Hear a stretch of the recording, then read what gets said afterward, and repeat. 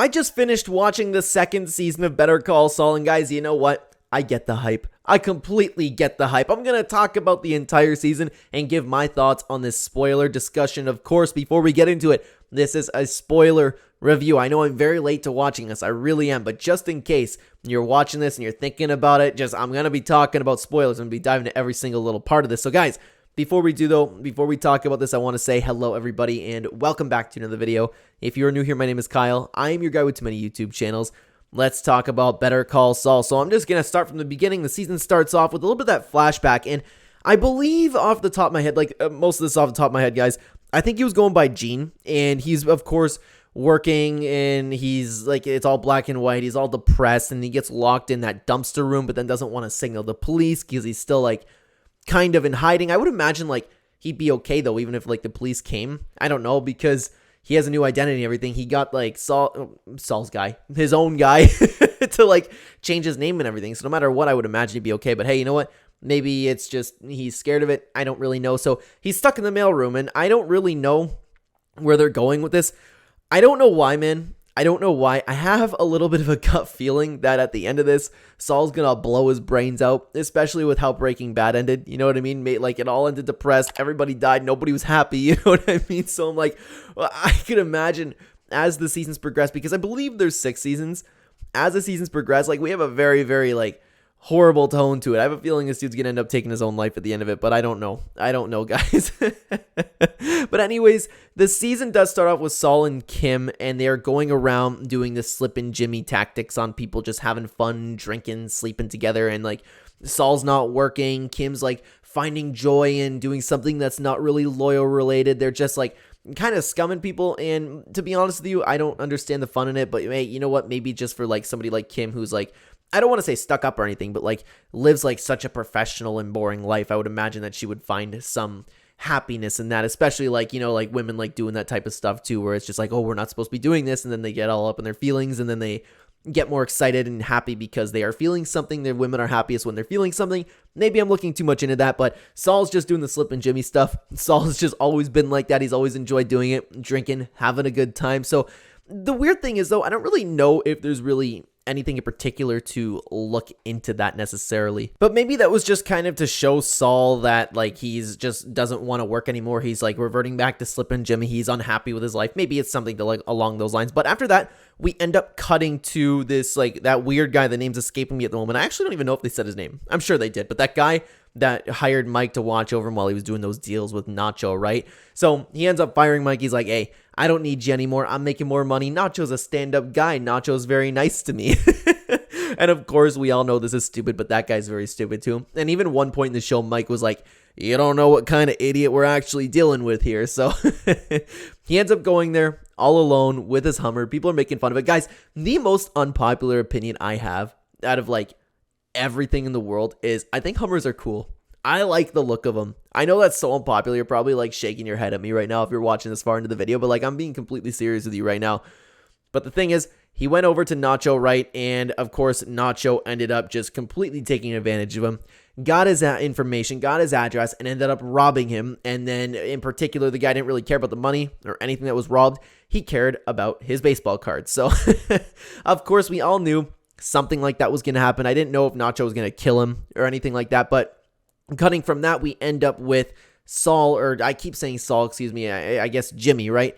I'm just so used to saying Better Call Saul, right? And it's in the title, man. But he ends up joining Davis and Maine. He ends up deciding, I guess, that he doesn't want to be Slippin' Jimmy. He doesn't end up wanting to just do nothing because he's constantly just in a pool. And I don't know why you wouldn't want to do that, especially if you have money to end up to do that, right? That's the goal. Early retirement, go Jimmy, you know what I mean? But of course, he wants to get back into the law. So we have that whole little scene there where Jimmy just decides to sign with Davis and Maine, and then he just ends up not fitting in too well. He's getting custom. He wants his I apologize if I'm saying this wrong, his Coco Bolo desk, something weird like that. It's just he's way too colorful, and I think they've meant even use that word in this show. He's way too colorful to work at a place like Davis and Maine. But meanwhile, Mike ends up tracking down Nacho because, again, he's trying to be hey, this dude's an idiot. This dude's talking to the police. He just wants his baseball cards, and then he ends up threatening Nacho by telling Tuco about his little side business, and then Nacho ends up giving back the baseball cards. Everything's all peachy, and I believe that's the end of the story with that weirdo, right? Because after that, Jimmy then comes. He doesn't defend just, yeah, okay, you're right, because I don't remember if the dude was there or not, but I remember Jimmy defending the guy and saying that he ended up making, I would imagine this word's not okay on YouTube, the something-ish videos where he sits in a pie and like wiggles around, and then I don't remember if they ended up actually making the tape or if they just talked about it, but they bought it. Everything was okay because the cops found that secret compartment down in that weirdo's house, right? But everything ended up being okay with that. Jimmy came in and saved the day. Everything's okay with Mike. Everything's okay with Nacho, at least for the time being. But then we dive a little bit more back into Jimmy's story, and Jimmy starts getting more clients from Sandpiper, starting off with that bus. He started bribing somebody to let him talk to old people, and then the old people came and get with him, and both Chuck and Kim are actually displeased with this because Jimmy isn't doing the things by the book. But then Jimmy actually, speaking of not by the book, he ends up airing a great, fantastic commercial, and then Davis and Maine is completely flipping out about it, and then they end up showing him this ridiculous little commercial where it's like, we worked really hard on this, that took them weeks or whatever they said like that, and it was just like the most boring commercial. You deserve law that trusts, you deserve the best law and defense ever. While Jimmy's sitting there all patriotic, Jimmy's like, you need someone who cares, you need Jimmy McGill, or whatever it said. I don't even remember what the commercial was about, but I remember it was the worst thing in the entire world, right? And then they're flipping out at Jimmy, and Jimmy's like, you said I could make the commercial, you said maybe, you said you were thinking about it, but then I'm a little bit unclear on whether it was actually just because the guys didn't like that Jimmy was getting more attention. I think it was because they were talking about being a team, right? And then Jimmy was going on and doing this thing by himself, and Jimmy's like, what's the problem? We got new clients, which is kind of like the point, isn't it? I could be wrong about that, but I don't know anything about teams of law. We then end up taking a little bit of a pause there because Nacho now ends up wanting Tuco dead because, hey, what if Tuco does end up finding about my little side business that are going on? So he goes to Mike, and Mike just refuses. He's like, I don't want the attention of Salamanca. I don't want the attention of the cartel. And just no. But they end up coming up with a different kind of solution. But before that, Kim ends up being punished at HHM because she didn't rat Jimmy out about airing the commercial because she's close to him. And they just Howard and Chuck freaked out. I don't remember which one was specifically. Honestly, it was probably Chuck. But yeah, it was because Jimmy was talking about oh, can he talk okay with your hand up his rectum? So they ended up just punishing Kim. Kim's all depressed. She's working down in the mailroom, right? And she's it seemed like she was pretty overworked. But then cutting from that, we end up with that great scene, which seems to be the last of Tuco, and I would imagine it's the last of Tuco for Better Call Saul, because I remember something about the actor. He said he really didn't like being the headspace of playing Tuco, which, I mean, I don't really understand myself. I'm not an actor, but I'd be like, okay, it's not real, whatever. So I would imagine Tuco being in jail, this is our big exit, right? But unless, of course, we'll get more into it, but Mike ends up having this crazy idea to stage a fender bender, hates Tuco's car, and then it's just I love every scene with Tuco.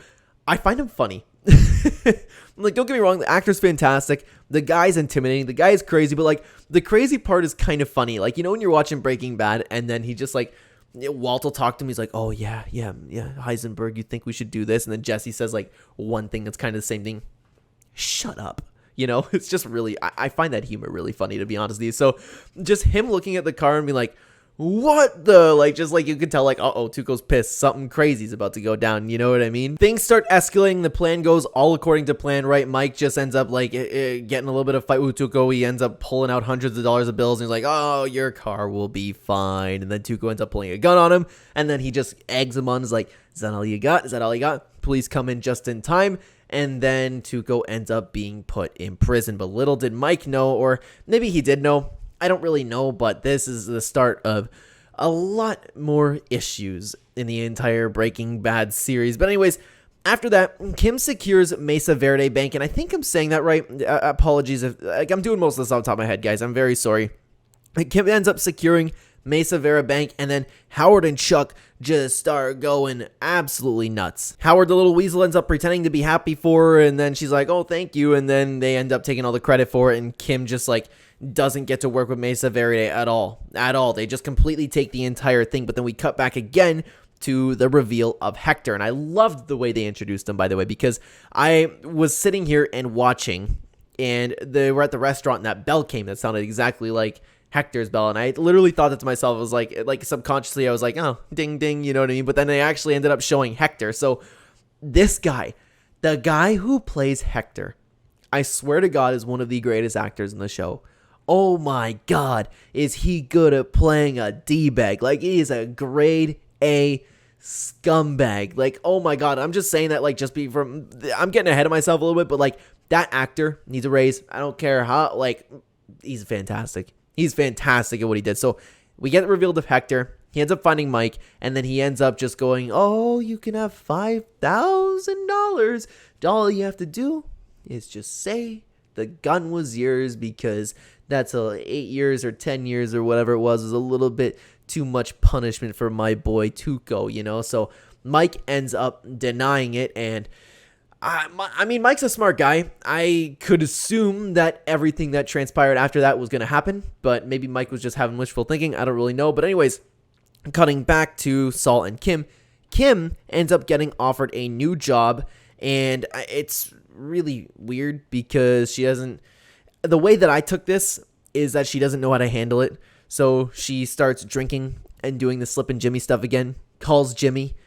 I don't know. I'm very confused about that whole Slip and Jimmy stuff with Kim. I get it if Jimmy's doing it. I get it. That's him. But like, Kim's so not like that, you know? So I don't know what to make of it. We just get some more scenes with that. That's pretty much it. And Kim's like, come on, I got a guy. Let's do it. Let's have some fun. And then Saul's down, you know what I mean? But anyways, after that, what happened is exactly what you would expect to happen.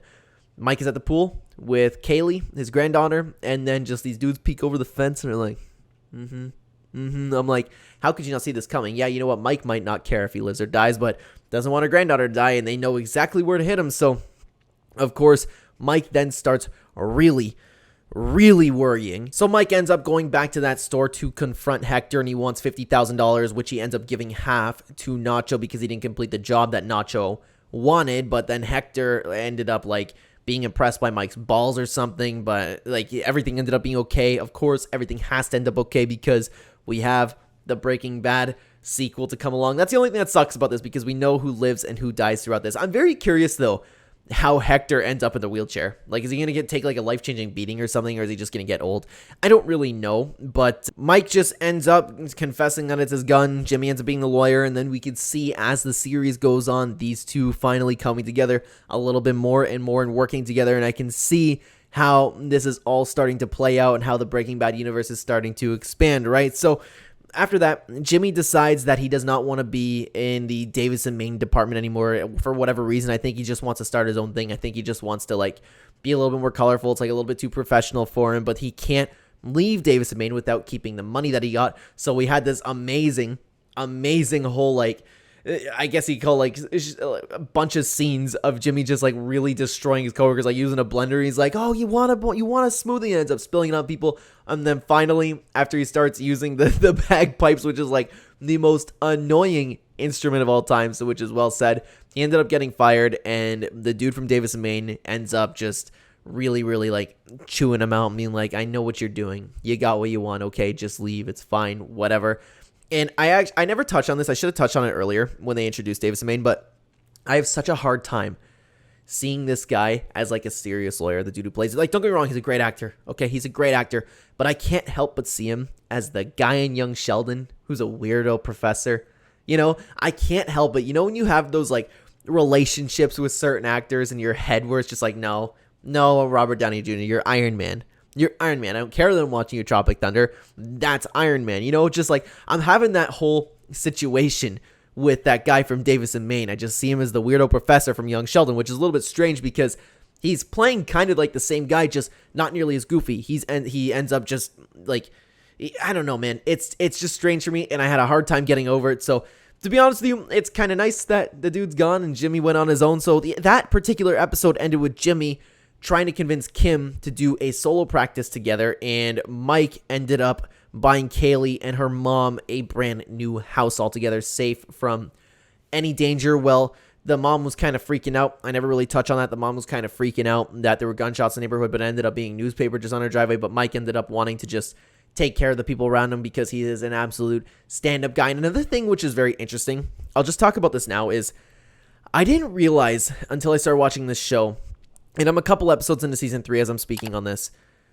I didn't realize like how good of a person Mike was before all of this. You know, he doesn't want to kill anybody, and his past is still a tad fuzzy on like to the extent of different things that he did. Like he kills bad people, like he wants to kill Hector, you know. So it's really interesting to see that Mike has a huge problem with like doing jobs where he has to do dirty work, you know. So it's really, really weird, and Mike just wants to care for his family. He just wants to be with his granddaughter. He's been hurt in the past, so it's really interesting to see the character development of Mike. And talk about actors, that guy's great too, man. But that particular episode also ends with Mike finally starting to watch over Hector because he feels threatened and he doesn't like Hector now. So the next episode opens up with Kim in like opening up and telling Howard that she ends up quitting, and then Howard, that little weasel man, there's some points in the show where I was kind of like, is Howard like just being controlled by Chuck and he's actually an okay guy? But like, no way, because he's sitting here, he's like, congratulations, Kim, you deserve it, you know. And then she's like, thank you, we'll pay for your school, don't worry, anything you owe, it's on us. Congratulations, Kim. And then she walks out. The second that door shuts, this dude's trying to scam her client from her, and then Kim ends up like running down the hall to get it back. And then there was just like some really tense situations there. Kim ended up actually securing her clients, but then Chuck ended up like coming out of like the depths of hell and securing it back, and he was like really convincing too. It's like that, man, I can talk about every actor because like Chuck's great, Howard's great, Kim's great, Saul's great. Everybody who acts in this show is perfect. Absolutely perfect. So I don't know if I actually said this part because I just started talking about Chuck and the actor, but Chuck ended up actually stealing Mesa Varied from Kim by saying like, hey, Kim's brilliant, Kim is perfect, she's the right woman for the job, she's the right person for the job, but she can't do it on her own. That's what we offer you. We can take care of that for you. And they ended up convincing him. And then Mesa Very, after Kim had a little celebration, it got taken away from her completely. So after that, Ernesto, the absolute W of the show, calls Jimmy because he's worried about Chuck. And he's like, hey, Chuck is sick. He's going a little bit crazy, for lack of better words, because he's been out of the house working so much. And Jimmy ended up going to take care of Chuck because Jimmy is a great guy, right? But then he ends up sending Ernesto home and then finds the Mesa Very things. Jimmy knows that Chuck just like completely weaseled him out of it. So Chuck was completely sleeping on the bed, right? He was out of it. He was very sick. He wasn't okay at all. Jimmy ended up, of course, as we all know, he went to that photocopy shop and ended up just completely doctoring everything just to make one little error for Chuck and put everything back so nicely, so perfectly, slipping Jimmy back out again, slipping paperwork into Chuck's files right after Chuck was sick, and then he just laid back in the chair, newspaper on the head, everything was a-okay. Meanwhile, cutting back to Mike, he ends up making a spike trap with his daughter because I was really confused with what that is. I was like, what is he going to do with that? Strangle somebody? Because after the daughter left, he ended up like, bang, there we go, everything's coming out, but maybe it's just me, I didn't know what that was. But he ended up robbing Hector's truck, which, little do we know, really, really hurt Hector. But then Mike ended up, and this is what I was talking about, I didn't know Mike was a really good guy because he didn't want some innocent driver to get shot. Hector ended up cleaning up the scene that Mike ended up robbing the truck because he just left the dude there, and Hector just went bang, bang, you know what I mean? Absolutely no problem there. And then Mike, oh my god, Mike really hates Hector now, right? Long story short, police were not called. They'll need like another robbery, something along those lines. Mike's plan for Hector didn't necessarily work. But cutting back to the story of Jimmy, we end up in court with Chuck, Howard, and Mesa Verde, and they end up finding that one little error, and Chuck is humiliated. Chuck is going crazy. He's like, no, I never got anything wrong. I was perfectly reasonable, and then he ended up being right, of course, but everybody just is like, okay, it's totally possible. You have the lights off, and you're working with like a tiny little lantern. Of course, you can mess something like this, right? So, to use Chuck's own words, he used like the biggest professional embarrassment of his entire life, and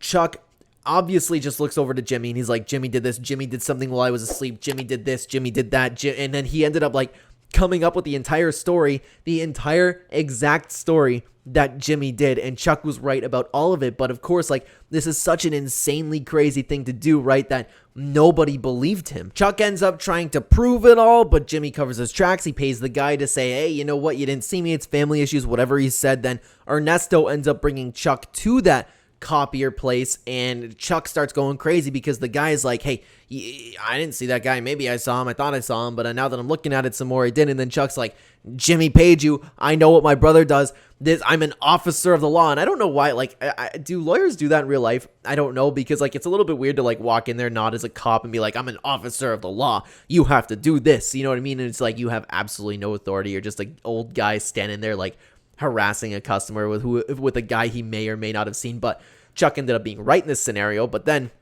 Chuck ended up going wild. Chuck ended up getting stressed out. And this is something that I should have realized, like the hint towards Chuck, like in this disease, not necessarily being real to it, right? Maybe like, because as he was getting more stressed out, as he was freaking out a little bit more, the symptoms started getting worse, and he ended up, as Jimmy was watching from the back, ended up passing out, smashing his head, laying on the ground.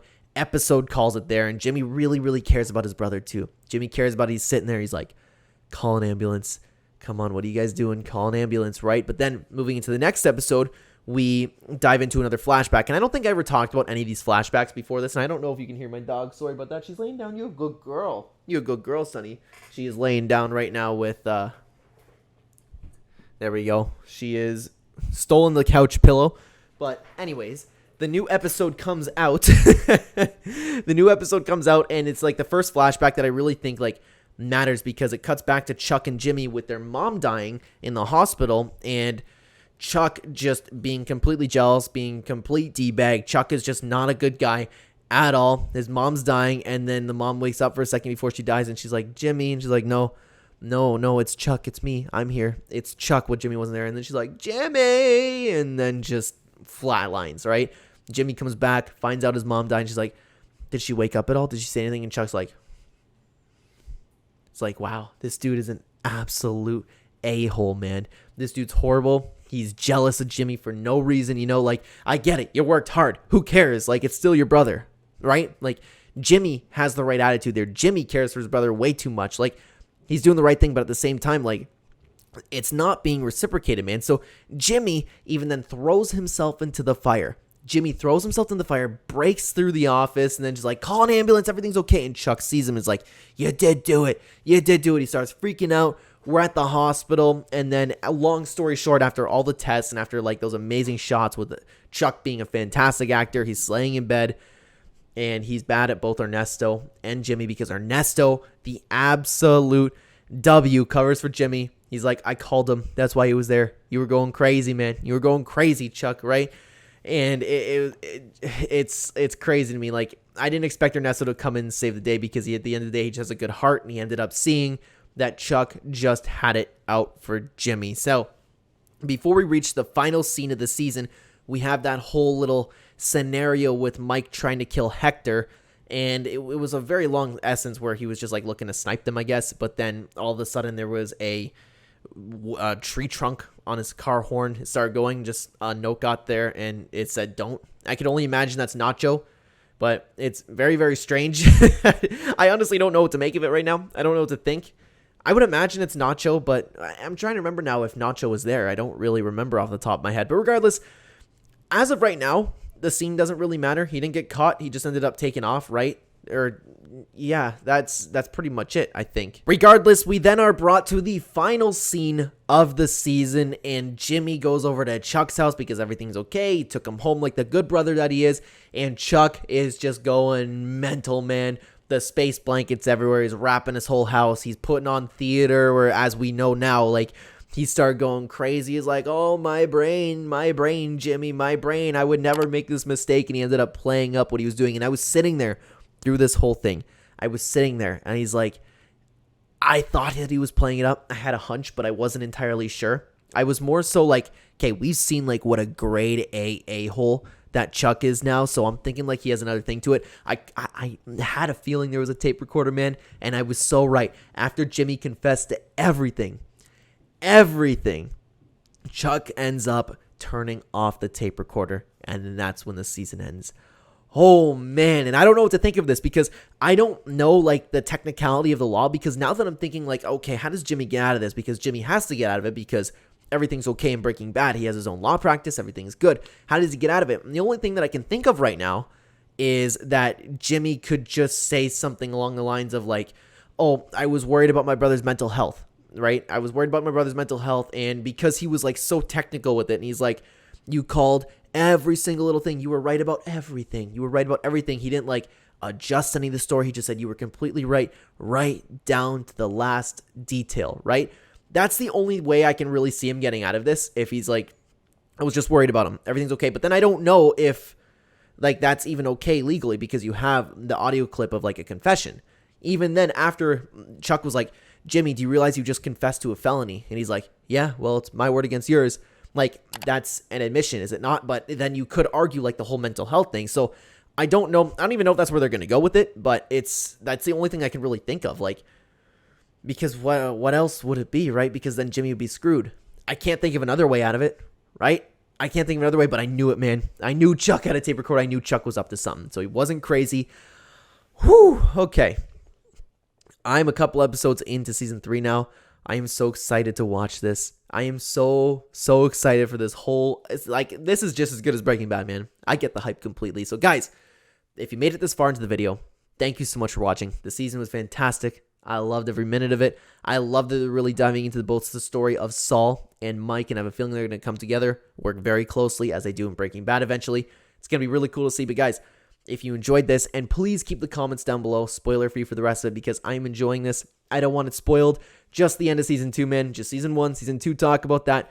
Thank you so much for watching, everybody. If you are new here and you enjoy the content, please consider hitting the like button up on the channel a ton, and subscribe if you are brand new on the screen right now. If you'd like to continue watching the Clenema channel, there'll be 2 videos on screen for you to check out right here. I will see you either there or in the next video, guys.